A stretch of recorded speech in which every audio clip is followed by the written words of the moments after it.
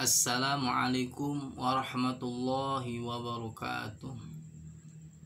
Bismillahirrahmanirrahim. Innal hamdalillah tsumma usolli wa usallimu ala Rasulillah Sayyidina Muhammad ibni Abdillah wa ala alihi wa ashabihi wa mawalah. Amma ba'du. Para sahabat dimanapun berada yang saya hormati dan semoga Allah muliakan. Pertama, marilah kita panjatkan puji dan syukur kepada Allah Subhanahu wa Ta'ala, yang mana Allah telah memberikan kepada kita semuanya beribu-ribu kenikmatan, dan yang paling utama adalah nikmat iman dan nikmat Islam. Salawat beserta salam semoga tetap curah limpahkan kepada Nabi kita, Nabi Agung, yaitu Nabi Muhammad SAW, dan tak lupa kepada para keluarganya, pada para sahabatnya, dan pada para tabi'in, dan termasuk kepada kita semuanya. Mudah-mudahan kita semuanya jadi umatnya dan mendapatkan syafaat kelak di yaumil qiyamah. Amin ya Allah ya rabbal alamin. Para sahabat yang saya hormati dan semoga Allah muliakan, sebelum saya akan melanjutkan satu kajian ilmu, marilah kita terlebih dahulu bersama-sama membacakan sholawat kepada Nabi Muhammad SAW, merupakan satu bentuk rasa cinta dan mahabbah kita kepada Nabi Muhammad SAW. Shallu ala Nabi Muhammad. Allahumma salli ala Muhammad ya Rabbi salli alaihi wasallim. Allahumma salli ala Muhammad ya Rabbi salli alaihi wasallim. Rabbi fanfa'na bi barakatihim wahdina al-husna bihurmatihim. Rabbi fanfa'na bibarakatihim wahdina al-husna bihurmatihim. Allahumma sholli wa sallim wa barik wa sallim. Mudah-mudahan dengan bacaan salawat tadi kita semuanya diberikan oleh Allah keberkahan, berkah di dunia dan berkah di akhirat. Semoga kita semuanya diberikan oleh Allah kesehatan, sehat lahir dan sehat batin, dipanjangkan umurnya, dimudahkan semua urusannya, diberkahi keluarganya, dan keluarga kita menjadi keluarga yang sakinah, mawadah, warahmah, dan anak-anak kita mudah-mudahan menjadi anak-anak yang saleh dan salihah. Amin ya Allah ya rabbal alamin. Baik para sahabat dimanapun berada yang saya hormati, sebelum melanjutkan kajian ilmu yang kedua kalinya, saya mohon bantuannya dari para sahabat. Mohon channel saya, yaitu channel nama saya Deden Ahmad Zainuri, dan jangan lupa di like video saya apabila video saya suka, dan di subscriber ya. Kemudian dihidupkan tombol loncengnya agar bisa berkembang video saya, dan di-sharekan ke media sosial lainnya dari para teman-teman, para sahabat semuanya atau kerabat semuanya. Terima kasih dan sebelumnya, dan mohon maaf para sahabat dari saya.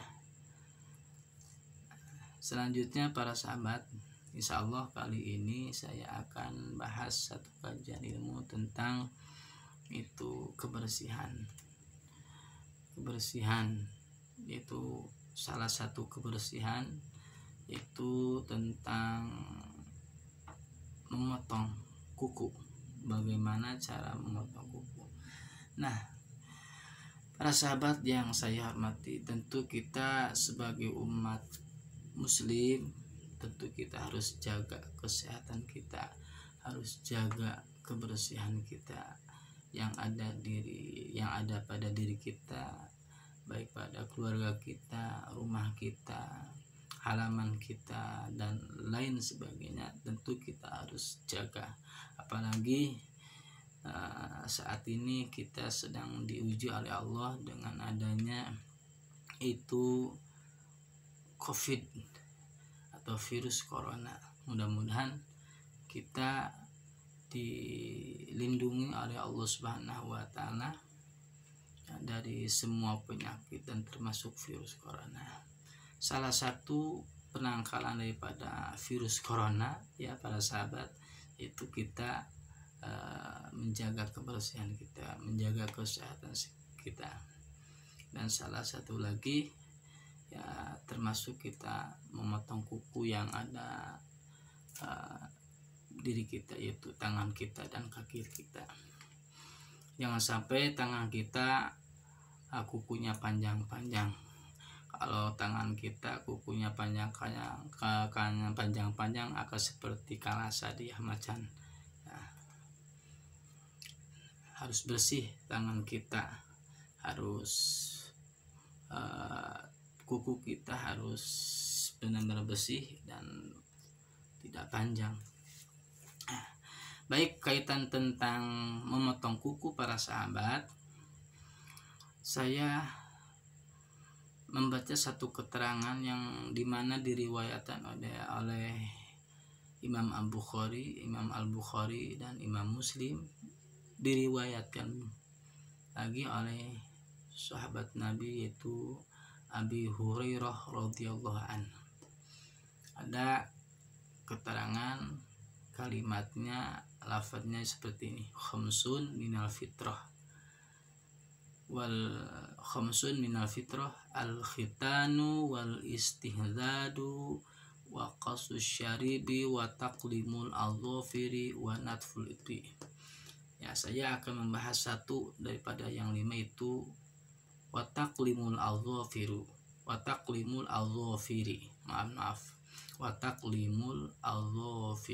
memotong kuku.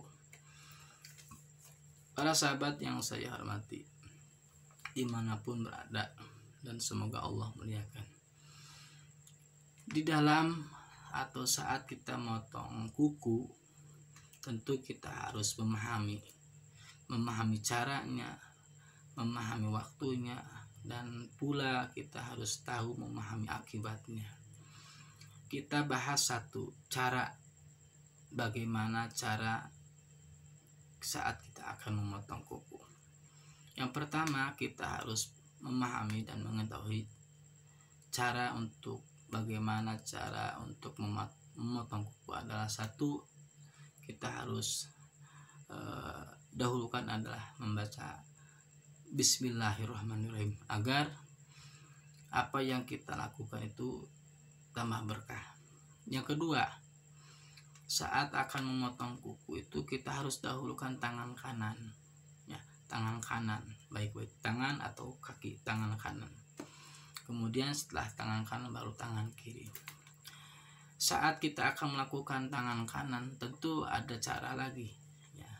Sebagaimana ada salah satu khabar atau hadis yang diriwayatkan oleh Ibnu Rif'ah, saat kita akan memotong kuku itu kita harus diselang sekar, ya, harus diselang sekar.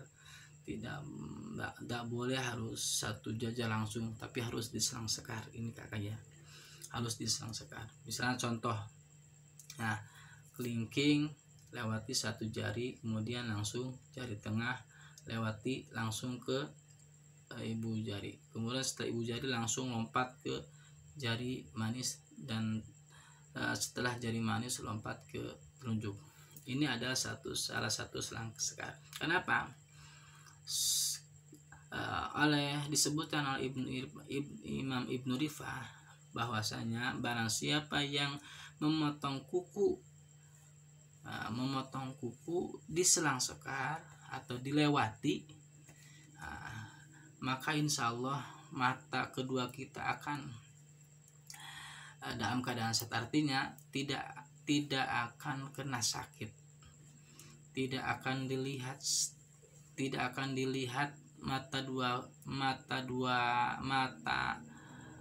dua mata kita itu tidak akan dilihat sakit. Artinya insya Allah dengan cara selang sekar saat motong kuku kita, insya Allah kedua mata kita insya Allah dalam keadaan sehat.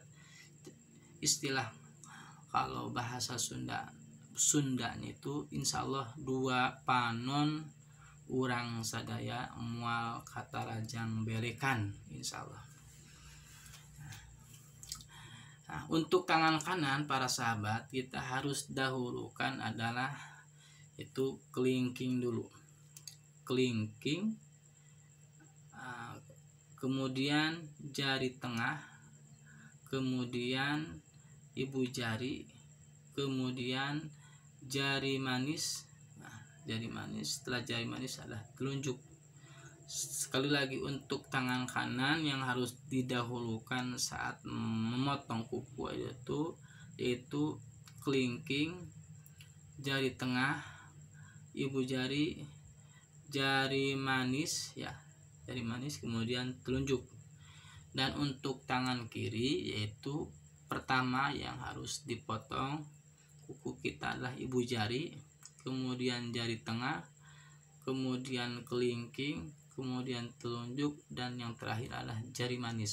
Satu kali lagi, untuk jari tangan kiri yaitu pertama harus dipotong itu kukunya, yaitu ada pada ibu jari, kemudian jari tengah, kelingking, telunjuk, dan jari manis ini. Nah, itu cara memotong baik di tangan kanan ataupun tangan kiri, itu harus diselang sekar. Insya Allah dengan cara itu insya Allah akan dijauhkan mata kita sakit, insya Allah dalam keadaan sehat, insya Allah. Nah, itu caranya, cara motong kuku. Kemudian waktu kita harus paham, harus mengetahui mana yang bagus, mana yang kurang bagus saat kita mau atau akan memotong kuku kita. Salah satu penjelasan daripada para alim ulama insya Allah akan disebutkan ya, dari mulai hari Minggu sampai Sabtu akan disebutkan waktu yang bagus dan waktu yang kurang bagus atau yang harus kita hindari. Kemudian apa yang terakhir, akibatnya apa. Kemudian yang kedua itu waktu yang bagus dan waktu yang kurang bagus ya. Artinya kita harus benar-benar paham mana waktu yang bagus saat kita akan motong kuku dan mana waktu yang kurang bagus atau yang kita harus hindari pada saat motong kuku. Yang pertama, hari Minggu. Menurut ijtihad para alim ulama itu hari Minggu. Barang siapa yang memotong kuku pada waktu hari Minggu, maka akibatnya akan hilang keberkahan. Naudzubillahi min dzalik. Jadi kalau misalnya orang itu memotong kuku pada hari Minggu, maka insya Allah naudzubillah akan hilang berkahnya. Oleh karena itu kita harus hindari jangan sampai memotong kuku pada waktu hari Minggu. Tunggu, kita cari waktu yang bagus ya.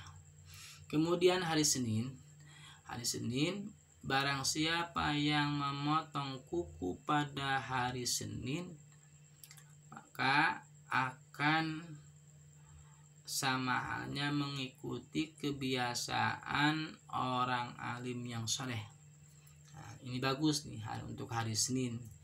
Jadi orang yang memotong kuku pada hari Senin itu mengikuti adat kebiasaannya orang yang solih, orang yang alim yang solih. Jadi orang-orang yang alim yang solih itu saat memotong kukunya itu setiap hari Senin. Nah, jadi kita harus mengikuti apa yang telah dilakukan oleh para alim ulama. Salah satunya adalah para alim ulama, orang-orang yang soleh, saat memotong kuku itu sering memotong kukunya pada waktu hari Senin. Sama halnya kita kalau mengikuti atau memotong kuku pada waktu Senin, maka insya Allah kita mengikuti langkah-langkah orang-orang alim yang soleh. Kemudian hari Selasa, barang siapa yang melakukan potong kuku pada waktu hari Selasa, itu akan mengakibatkan yaitu kehancuran atau bangkrut. Naudzubillahimin dalik ya. Kita harus hindari nih hari Selasa, tidak boleh kita potong kuku karena akan bisa mengakibatkannya bangkrut dalam usaha kita. Naudzubillahimin dalik. Kemudian untuk hari Rabu, itu barang siapa yang melakukan potong kuku pada hari Rabu akan mengakibatkan yaitu akhlak yang kurang bagus, akhlak yang jelek, orang yang jahat, orang yang dolim. Naudzubillahimin dzalik. Jadi orang yang suka dolim, orang yang suka jahat, bisa jadi dia itu sering memotong kuku pada hari Rabu. Kita harus hindari, tidak boleh motong kuku pada hari Rabu, akan mengakibatkan orang itu jahat pada orang lain, suka dolim terhadap orang lain, suka mencela, suka main keributan, tidak boleh. Naudzubillahi min dzalik. Dan untuk selanjutnya itu hari Kamis. Hari Kamis itu barang siapa yang melakukan potong kuku pada hari Kamis akan mendapatkan tambah keberkahan, berkah ilmunya, berkah rezekinya, berkah keluarganya, berkah pekerjaan usahanya, insya Allah berkah semuanya. Oleh sebab itu kita harus sering-sering motong kuku pada hari Kamis, insya Allah akan tambah kaya raya, insya Allah. Dan selanjutnya Jumat barang siapa yang memotong kuku pada waktu hari Jumat akan mendapatkan ilmu, wawasan agama, dan berakhlak yang mulia, berakhlak yang baik. Ini sangat jelas, bagus sekali ya. Kita sebagai para santri atau para pencari ilmu, kita sering-sering memotong kuku hari Jumat agar wawasan kita dimudahkan, pelajaran kita dimudahkan, kemudian akan semakin baik akhlak kita, insya Allah baik budi pekerti kita, insya Allah. Jadi sering-sering kita memotong kuku pada hari Jumat, insya Allah akan mendapatkan tambah ilmu dan berakhlak yang mulia. Dan terakhir itu hari Sabtu. Hari Sabtu itu akan barang siapa yang memotong kuku pada hari Sabtu akan mengakibatkan sakit pinggang atau istilah bahasa Sunda bakal nyeri encok. Naudzubillahi min dzalik. Nah, jadi tidak boleh kita motong kuku pada hari Sabtu, akan mengakibatkan sakit pinggang, sakit badan ya, jadi encok. Jadi pada intinya ini adalah salah satu ijtihad para alim ulama adalah baik dalam cara memotong kuku, waktunya ya. Mudah-mudahan ini salah satu bentuk ikhtiar kita untuk mencapai keberkahan atau ridha Allah, maghfirah Allah Subhanahu wa taala. Tentu kita harus tahu cara dan waktu kapan kita melakukan pemotongan kuku. Tentu kesimpulan daripada tadi yaitu 3 hari yang bagus untuk kita melakukan saat akan memotong kuku, yaitu hari Senin ya. Hari Senin itu akibatnya insya Allah akan satu kebiasaan, mengikuti kebiasaan orang-orang yang alim, yang soleh, kemudian hari Kamis akan tambahnya keberkahan, dan hari Jumat akan tambahnya ilmu, wawasan agama, dan berakhlak yang mulia, berakhlak yang baik, insya Allah. Dan selain hari itu Sabtu, Minggu, Selasa, dan Rabu itu kita harus hindari, tidak boleh motong kuku karena semuanya akibatnya sangat jelek, sangat buruk, tidak boleh ya. Di antaranya Sabtu akan mengakibatkan sakit pinggang atau nyeri encok. Kemudian untuk hari Minggu akan mengakibatkan hilangnya keberkahan. Hari Selasa akan mengakibatkan kehancuran, dan untuk hari Rabu akan mengakibatkan itu kejahatan atau berbuat dolim terhadap orang lain. Naudzubillahi min dzalik. Mungkin itu yang saya bisa sampaikan. Mudah-mudahan ada manfaat, mudah-mudahan ada hikmah untuk kita semuanya, dan mudah-mudahan kita bisa menjaga kesehatan kita daripada menjaga kesehatan kita dari hal-hal yang tidak diharapkan, dan mudah-mudahan kita bisa apa yang saya sampaikan kita bisa dilaksanakan dengan tata cara memotong kuku ya.